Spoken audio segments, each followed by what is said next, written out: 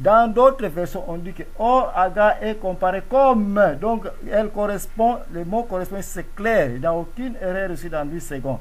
Mais looks like, en anglais, d'autres versions disent que like. Like signifie il ne compare, comme on dit que un noir est comme un chinois. Cela ne veut pas dire qu'un noir c'est un chinois. Ah, ça c'est un. Merci, bien aimé. Attends d'abord. Comme, oui. Pardon. Hein? Maintenant, dans Ephésiens chapitre 4, verset 11, là où il est dit, il est donné comme apôtre, comme pasteur. Tu reconnais, donc ces gens-là ne sont pas des apôtres, ni des pasteurs, ni des évangélistes, parce que c'est dit comme. Non, là, ce sont des attributions de rôle. Ici, il n'y a pas de question de rôle. Là, je comprends ce que tu veux dire. Ça, ce sont des attributions de rôle. Mais ici, on insiste. Il y a deux insistances ici qu'il faut bien analyser. La première, Agar est comparée comme la montagne de Sinaï. Ça, c'est un. Deuxièmement, on dit ici, comme aussi l'actuel Israël qui est dans la servitude de ses enfants. Qu'est-ce qu'on veut dire de l'actuel Israël? Pour comprendre bien qu'est-ce que le Paul veut dire, c'est l'actuel Israël. Tu trouveras dans le livre, dans l'Apocalypse chapitre 2, précisément quand Jésus-Christ donna sa révélation à l'église de Philadelphie, pour dire que, oh, vous autres, vous faites une erreur. Désormais, la clé de Jérusalem maintenant est entre mes mains. Et la Bible confirme que depuis le jour de l'arrivée de Jean-Baptiste, le royaume des cieux avait déjà quitté Jérusalem. C'est pour vous dire que cette Jérusalem-là, l'actuel Jérusalem, c'est clair, Galates 24, 25, comme l'actuel Jérusalem qui est plein de corruption, une Jérusalem dont Dieu a déjà quitté très longtemps. On insiste encore, qui est dans la servitude de ses enfants. Une servitude, quelle servitude? Tu trouveras que tous les enfants d'Israël se regroupaient où? En Israël. Et dès l'arrivée de Jésus-Christ, le royaume d'Israël était déjà enlevé et remis aux païens, à quiconque qui croit en Jésus pour le moment. C'est pour vous dire que cette figure que Saint Paul a voulu expliquer ici sur Agar, c'est une figure déchue, sans espoir, partie, ravagée. Il n'y a plus rien de bon dans Ismaël et Agar, comme la montagne de Sinaï qui est maintenant dans l'actuel Israël. Et quel est cet actuel Israël qui est dans l'esclavagisme de ses enfants? Tout est parti. À partir de l'arrivée de Jésus-Christ, il n'y a plus rien de bon sur Jérusalem.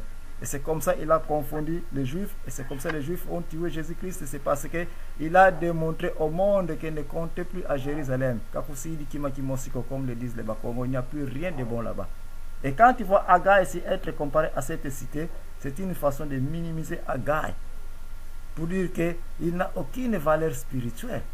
À vous. Merci beaucoup. Donc, moi, j'ai compris ta préoccupation. Donc, je crois que le bien-aimé Adélard, tu pourras nous dire par rapport à Israël aujourd'hui, hein, tu peux nous aider, ça pourra nous aider aussi. Parce que, quoiqu'ils ont rejeté Christ, mais cependant, on semble que Dieu garde un œil sur eux. Donc, je ne sais pas s'ils ont encore de l'importance par rapport à Dieu ou ils sont complètement rejetés et comme le bien-aimé l'a dit, ne valent plus rien aux yeux de notre Dieu.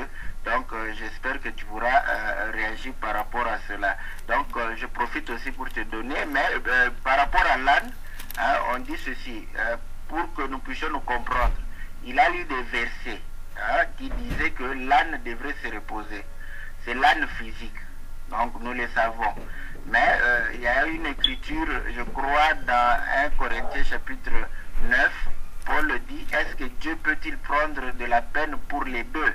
Parce que dans l'écriture de l'âne là-bas, vous verrez que l'âne et le bœuf devraient se reposer le 7e jour.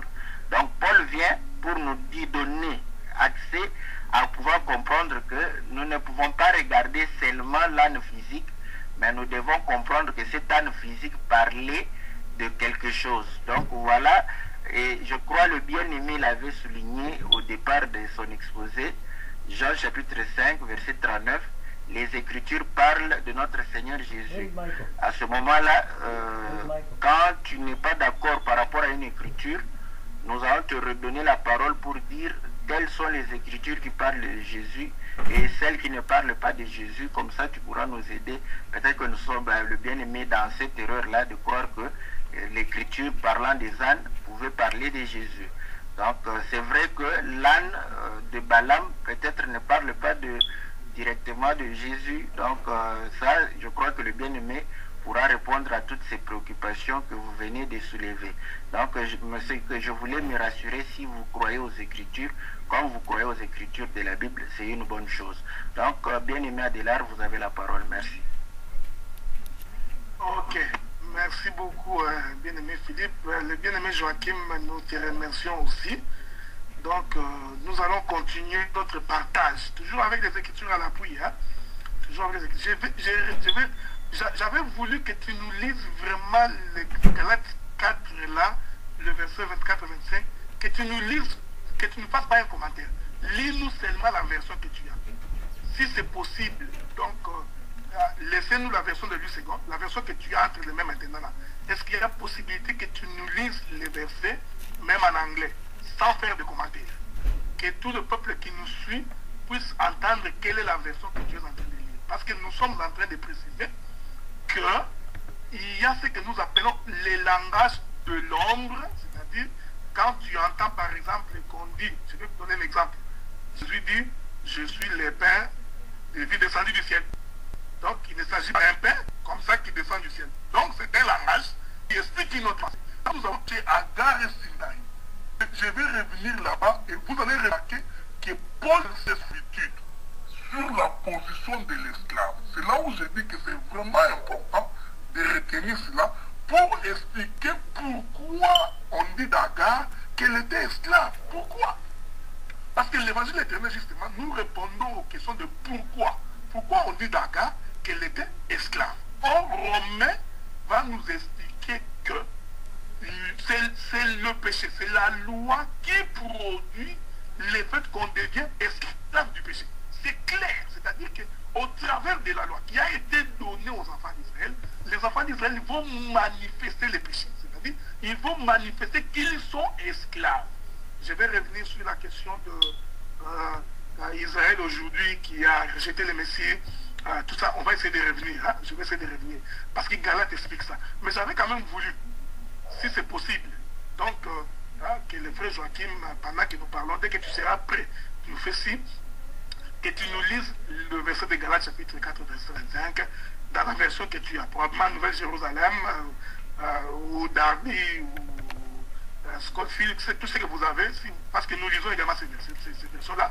Donc, vous pouvez nous les lire pour que le peuple puisse écouter que disent ces versions. Hein? Donc, c'est un peu ça. Bon, je vais quand même essayer de revenir un moment pour que les gens nous comprennent. Remarquez, frère. Frère Joachim, dès que tu es prêt, tu nous fais un petit mot sur le tableau du plateau. Je vais te donner immédiatement la parole. Revenons maintenant. Vous allez remarquer, frère, que quand Israël était en Égypte, quand Israël n'avait pas la loi, Israël n'était tenu par aucune loi. Quand Israël arrive à Sinaï, nous précisons, c'est là que Dieu maintenant fait alliance avec Israël. Il donne la loi aux enfants d'Israël en leur disant, si vous faites ceci, voici ce que je ferai pour vous.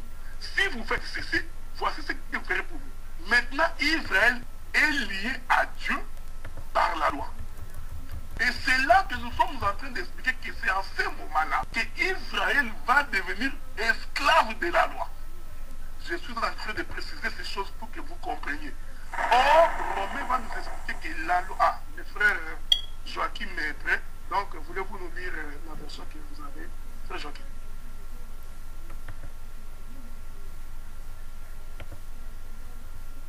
Frère Joachim, ok, bon, je récupère un peu le micro. Bon, j'ai d'abord les New International Version qui dit ceci. And now, Jerusalem is just like Mount Sinai in Arabia, because she and her children live in slavery to the law. Tu entends le mot looks like, is just like. Mount Sinai. L'autre l'a dit, now Hagar stands for Mount Sinai in Arabia and corresponds to the present city of Jerusalem because she is in slavery with her children.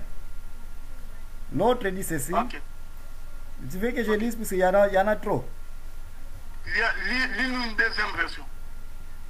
Ok, une autre version dit ceci. Hagar is Mount Sinai in Arabia. She is like Jerusalem today because she and her children are slaves. Mais je pense que la plupart disent ceci. Like. Frère, Je crois que même en anglais, moi je ne parle pas très bien anglais. Faisons ceci. Laisse-moi te dire. Oui. Bien aimé. Oui. Tu dis, parce que like là-bas, c'est par rapport à Israël actuel. Mais, je pense, la version que tu venais de lire. Je te donne le link là. Il est là pour vous tous. Le lien est là.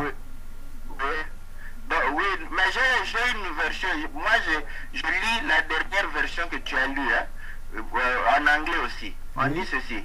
For this Hagar is Mount Sinai in Arabia. Donc, tu vois, la partie de la montagne de Sinaï, ce n'est pas like, c'est is. Ouais. Continuez. Non, pardon, c'est ce que je dis. Après, on dit que elle est comme Israël actuel, Jérusalem actuel. Ce n'est pas le mot Sinaï, elle est le mot Sinaï comme la Jérusalem actuelle. Donc, même en grammaire, hein, Maurice Grévis ne va pas nous condamner si nous disons ça va. N'a pas de problème. Et la montagne de Sinaï. Bon, donne-moi une seconde seulement. Une seconde seulement. Bon, selon vous, comme la grammaire confirme que Hagar est la montagne de Sinaï, donc toi aussi tu es sûr que physiquement Hagar c'est elle la montagne de Sinaï? C'est l'instant que nous disons, Paul a dit, c'est une représentation. Voilà pourquoi au-dessus là-bas, il est dit, ces deux femmes sont deux alliances. Car ce sont des choses allégoriques. Allégorique veut dire imagé. Là, il n'y a pas de problème. Là, il n'y a pas de challenge. Le challenge ici, c'est ça le problème, frère. On ne va pas discuter sur les mots. Non. Nous ne disons pas que Hagar, c'était le mont Sinaï, la montagne de Sinaï, physiquement. Hagar, c'était une personne humaine. Tout le monde le sait. Oui. Mais cette personne humaine, dans le symbolisme, dans la représentation, elle représente le mont Sinaï comme l'écriture le dit. Très bien. Elle est le mont Sinaï dans la représentation. Et maintenant, comment cette proposition est renforcée? Pas avec la deuxième phrase qui vient, qu'elle est comme l'actuel Israël. C'est sans la deuxième phrase, c'est impossible à nous de comprendre ce que signifie la première phrase, que Hagar est la montagne de Sinaï. L'unique moyen qu'on peut comprendre cela, c'est en suivant la deuxième proposition. Tu ne peux pas disconnecter les deux. Frère Joachim, ok. Donc, revenons là-bas. Je vais revenir là-bas. Je vous avais demandé de lire la version pour que tout le monde puisse nous suivre calmement. C'est ce que j'avais demandé. Oui. Je vais retourner là-bas. Je retourne là-bas. Car ce n'était pas très différent de ce que tu avais lu. Je vais prendre la partie où tu dis like mountain, something like this. Je vais retourner là-bas.